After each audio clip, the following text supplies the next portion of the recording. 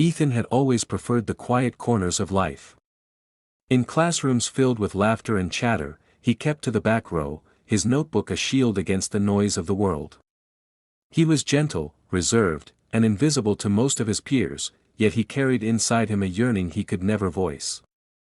At 19, Ethan's world revolved around books, late-night music, and silent dreams that felt safer than reality. He had known for years that he was different. The realization had arrived quietly, like a secret whispered only to him. When his friends talked about crushes and girlfriends, Ethan stayed quiet, pretending to listen, nodding at the right moments while his thoughts traveled elsewhere. His desires lived in shadow, tucked away behind nervous smiles and lowered eyes.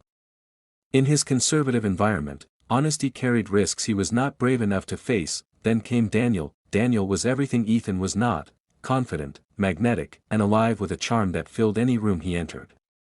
He was a few years older, studying in the same college, admired by many for his easy laughter and natural warmth. To Ethan, Daniel was sunlight breaking into a life of gray. The first time they spoke, it was nothing more than a passing kindness, Daniel offering help with a project that had overwhelmed Ethan. Yet that small moment etched itself into Ethan's memory, replaying again and again in quiet hours. Their paths began crossing more often. Sometimes by accident, sometimes, Ethan suspected, by Daniel's subtle design. Each exchange was brief, small talk, shared jokes, casual remarks, but for Ethan, every word carried weight. He found himself anticipating Daniel's presence, scanning crowds for a glimpse of his face, his heart quickening when he heard his voice, and yet, Daniel was not free. Everyone knew he was in a committed relationship with Liam, a steady, dependable presence who had been at his side for years. Liam was the kind of person others trusted easily, kind, supportive, and fiercely loyal. Ethan respected him, admired him even, which only deepened the guilt that twisted inside him. His attraction to Daniel was wrong, a betrayal even in thought. Still, desire has a way of ignoring reason. Late at night, when silence filled his room, Ethan would replay the day's encounters. He would linger on Daniel's smile, the way his eyes seemed to hold attention even in the most casual of moments. Ethan told himself it was just admiration, just the longing of someone starved for affection. But the truth pressed harder with each passing week. He wanted Daniel, and wanting him was dangerous. Daniel's behavior only deepened Ethan's confusion. At times, he seemed almost too attentive. He lingered in conversations longer than necessary, asked about Ethan's interests, listened with unusual focus. There were moments, a hand brushing too close, a look held a fraction longer than polite, that sent shivers racing through Ethan's body. Were these gestures deliberate, or was his imagination inflating them into more than they were? Ethan could not be certain, but his heart clung to the possibility. The shy boy who once kept to himself now found his thoughts consumed. His studies blurred under the weight of daydreams, his nights restless with both hope and fear. He had never allowed himself to picture a future filled with love, but now the images came uninvited, painted with Daniel's face. Still, guilt accompanied every fantasy. He would picture Liam's trusting eyes, the comfort between him and Daniel, and Ethan would feel like an intruder trespassing into a life that was not his to claim. That awareness kept him silent, even as his longing grew unbearable. It was during one ordinary afternoon, when Daniel sat across from him in the library, that Ethan realized he was standing at the edge of something he could not escape. Their conversation was simple, nothing extraordinary, discussing an assignment, exchanging quiet laughter, but when Daniel's hand brushed against his, the world seemed to pause. Neither of them moved immediately, neither pulled away, and in that suspended moment, Ethan felt both terrified and alive. When Daniel finally withdrew, the air between them felt charged, fragile, as though both had recognized something they could no longer deny. Ethan gathered his books with trembling hands, his mind spinning, his heart racing. For the first time, he wondered not if, but when the line between them would blur. That night, lying awake in the dark, Ethan admitted to himself a truth he had tried to bury: this was no longer a harmless crush. It was a forbidden desire, a hunger that could shatter the fragile peace of 3 lives. And though fear pressed heavily against him, another feeling rose quietly, one he could not ignore: hope. The story of the shy boy was no longer about longing in silence. It was about to become something riskier, something dangerous, something he both dreaded and craved. The storm arrived earlier than expected, sheets of rain sweeping across the city, wind howling through alleyways like a warning. Ethan stood by the window, watching the streetlights blur behind the downpour. Inside, the apartment flickered between light and shadow, every flash of lightning carving Lucas's silhouette against the wall. "Think it'll pass soon?" Lucas asked, tugging at the curtains to peer outside. "Probably not," Ethan murmured. "They said it's one of the worst this month." When the first crack of thunder shook the building, the power went out completely. The hum of the refrigerator died, the heater stopped mid-breath, and the apartment fell into sudden, absolute darkness. Lucas laughed softly. "Guess the universe wanted us to take a break." Ethan fumbled through a drawer for candles, his hands brushing cold metal and forgotten keys. The faint scrape of a lighter broke the silence, followed by the golden bloom of flame. Shadows danced on the walls like restless ghosts. They sat at the kitchen counter, a single candle between them. Outside, the storm roared, but inside, it felt strangely calm. Lucas poured them both a glass of wine, the liquid catching the light like dark amber. "To surviving nature's tantrum," Lucas said. Ethan clinked his glass gently against his. "And to working appliances." Their laughter filled the dim space, fragile but genuine. For the first time in weeks, Ethan didn't feel the weight of waiting for Daniel's call. The world beyond the candlelight ceased to exist, hours slipped by without their noticing. Lucas leaned back in his chair, telling stories about dive bars and forgotten concerts, about a song he once wrote that no one liked but he still believed in. Ethan listened, entranced by the ease of his voice, the way he spoke without calculation. "Music's honest," Lucas said, staring at the candle flame. "Even when it hurts. You can't fake what you feel when you play it." Ethan nodded slowly. "I wish relationships worked like that." Lucas looked up, his expression softening. "Daniel again?" Ethan hesitated. The storm rattled the windows, demanding truth. "He's just gone a lot. And when he's here, it's like he's not. We used to talk about everything, and now it's mostly schedules and reminders. I don't even know when that changed." Lucas's gaze lingered on him. "That sounds lonely." "It is." The admission came quietly, unplanned. "But I keep pretending it isn't. Maybe that's easier." Lucas's hand brushed against Ethan's as he reached for his glass. Neither moved. The contact was small, accidental, or maybe not. The moment stretched thin, heavy with meaning neither dared name. "I'm sorry," Lucas said softly. "You deserve to be seen, Ethan." Something in his voice cracked through Ethan's restraint. The air between them shifted, charged, fragile. The flicker of candlelight painted their faces in amber and shadow, blurring the space where guilt met longing. "I shouldn't," Ethan whispered, unsure if he was talking to Lucas or himself. Lucas didn't move closer, but he didn't pull away either. "I know." They sat like that, motionless except for the candle's trembling flame. Outside, thunder rolled like a heartbeat. Ethan's chest tightened. He wanted to retreat, to fix the boundary before it broke, but the silence felt magnetic. "Do you ever feel," Ethan began, "like you're living beside your own life instead of in it?" Lucas looked at him then, really looked. "All the time." The lights flickered suddenly, a brief surge of electricity teasing normalcy, then vanished again, plunging them deeper into the dark. The flicker felt like a question left unanswered. Lucas stood, walking to the window. His voice was low, almost lost under the rain. "When everything goes dark, it's harder to lie to yourself." Ethan followed him without thinking. The city below was a sea of shadows, the storm washing its edges clean. They stood side by side, close enough to feel the heat of each other's skin. "I'm not sure what I'm doing anymore," Ethan confessed, his words barely audible. Lucas turned, eyes searching his face in the faint light. "You're just trying to feel something real." Ethan's breath caught. The space between them dissolved, not sudden, but inevitable, like gravity. When Lucas's hand found his, it wasn't passion that followed, but a quiet surrender.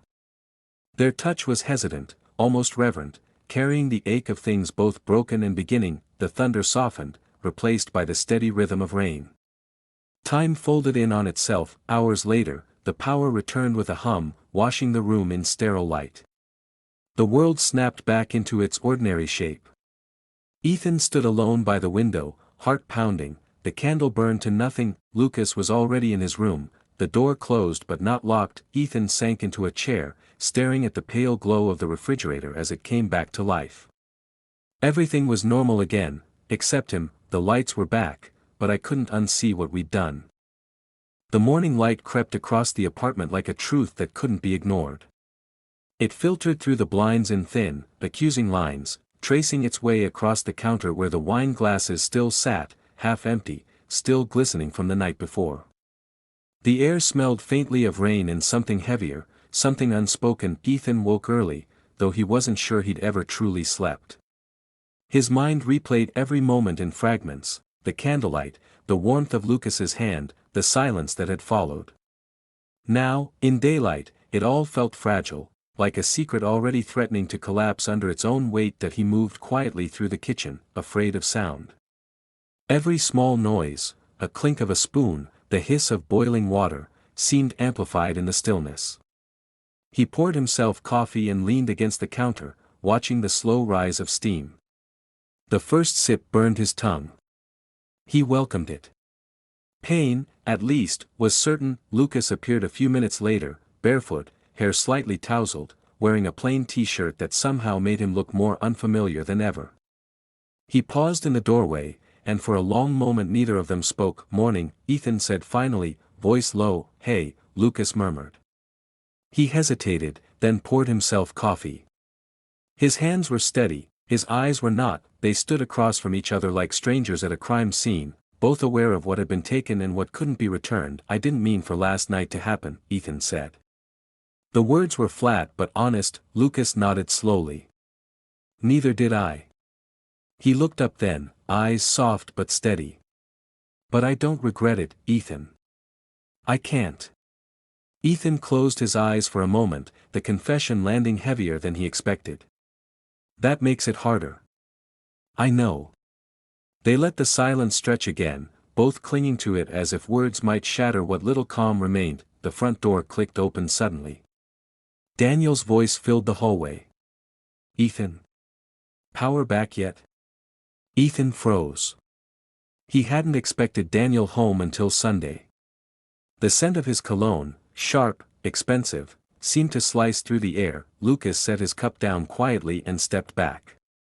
"I'll be in my room," he whispered, slipping away before Daniel appeared. Daniel entered, brushing rain from his jacket.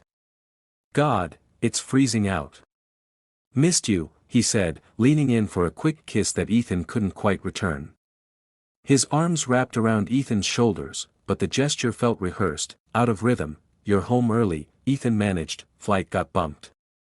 "Figured I'd surprise you." Daniel smiled, though his eyes stayed on his phone.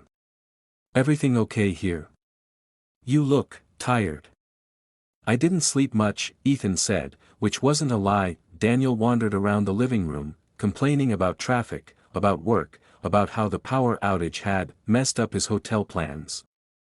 He didn't notice the tension in Ethan's shoulders or the faint tremor in his voice. Lucas emerged briefly to grab his keys.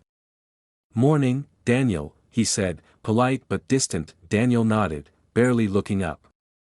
"Hey, man." When Lucas left, the door shut with a soft finality. The quiet that followed was unbearable. Ethan watched Daniel unpack his suitcase, the practiced efficiency of someone who had done this 100 times. The motions were familiar but void of intimacy. Something inside Ethan cracked, not anger, not relief, but something quieter. Acceptance. That afternoon, when Daniel left for a meeting, Ethan found Lucas sitting on the building's back steps, a cigarette burning low between his fingers though he wasn't smoking it. "I can't stay here," Lucas said, not looking up. "It's not fair, to either of us." Ethan sat beside him, the cold metal railing biting at his palms. "I know. I wouldn't ask you to." Lucas glanced at him then, eyes tired but kind. "I meant what I said this morning. I don't regret you." Even if I should. Ethan managed a small, pained smile. Maybe we both needed a reminder that we still feel. Maybe. Lucas flicked the cigarette away. You'll figure things out with him. Ethan exhaled, the breath shaky. Or I won't. But I'll stop pretending it's working. When Lucas stood, Ethan didn't stop him. Their goodbye was wordless, a touch on the shoulder, a lingering look that carried both gratitude and grief. Then Lucas walked away, disappearing into the thinning mist of late morning. Inside, the apartment felt hollow but honest for the first time in months. Daniel returned that evening, full of stories and plans, but Ethan's responses were slow, detached. That night, while Daniel slept beside him, Ethan packed a small bag and sat in the dark living room until sunrise. That he didn't leave immediately, not that day, but something inside him already had. Weeks later, after Lucas had moved out and Daniel had stopped asking questions, Ethan found a note slipped between the pages of a book they'd once talked about reading together. You deserve light that doesn't come from a storm. That he read it twice, then smiled, sadly, quietly. Sometimes, he thought, love doesn't die in a fight, it fades in silence, and sometimes, what begins as a mistake is simply the truth finding its way through the dark. Autumn settled in quietly, as if the world itself were holding its breath. The air outside carried the faint chill of coming change, and inside the apartment, Ethan moved through the days like someone learning how to live again. The silence was different now, no longer heavy, just empty. Daniel was gone on another trip, though his suitcase still sat half-packed in the corner, as if even he couldn't decide if he truly lived there anymore. It had been 3 weeks since Lucas left. The first few days, Ethan expected him to come back for something, a forgotten jacket, a stray lyric sheet, but the door stayed closed, and the air remained still. Sometimes, when the light fell a certain way across the couch, Ethan could almost hear that familiar humming, the sound that had once made the apartment feel alive. He deleted Daniel's number twice and restored it both times. Their conversations had grown polite, transactional.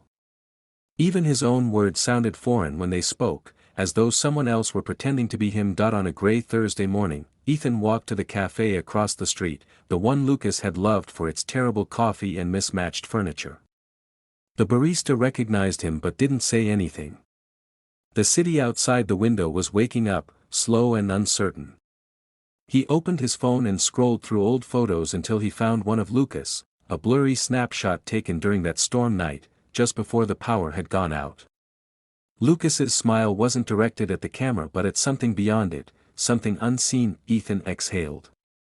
He realized, with quiet finality, that he missed not just Lucas, but the version of himself that had existed in that candlelight, unguarded, alive, seen. That afternoon, Daniel came home unexpectedly again. His arrival no longer startled Ethan, it only reminded him how much of his life had been lived waiting for interruptions. Daniel talked about a promotion, a new project overseas, and how, this next year, could be big for both of them. Ethan listened, nodding at the right moments, but the words drifted past him. Maybe you could come with me, Daniel said suddenly, breaking from his own monologue. We could make it work remotely for you.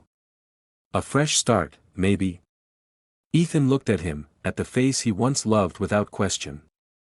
Daniel's eyes were tired, his tone almost pleading, but there was no warmth beneath it. A fresh start for what, Daniel? He asked softly. Daniel frowned. For us. Things have been strange, I know. But we can fix this. Ethan shook his head, his voice steady but quiet.